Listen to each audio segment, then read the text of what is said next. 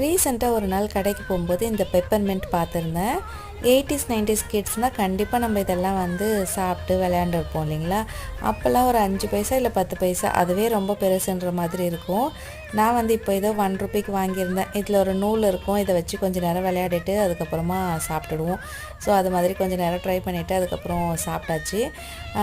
80s 90ஸ்லலாம் நிறைய இந்த மாதிரி குட்டி குட்டி கேண்டீஸ் இருக்கும். ஸோ உங்களோட ஃபேவரட் என்ன அப்படின்னு வீடியோ பார்த்துட்டு கமெண்ட் பண்ணுங்கள்.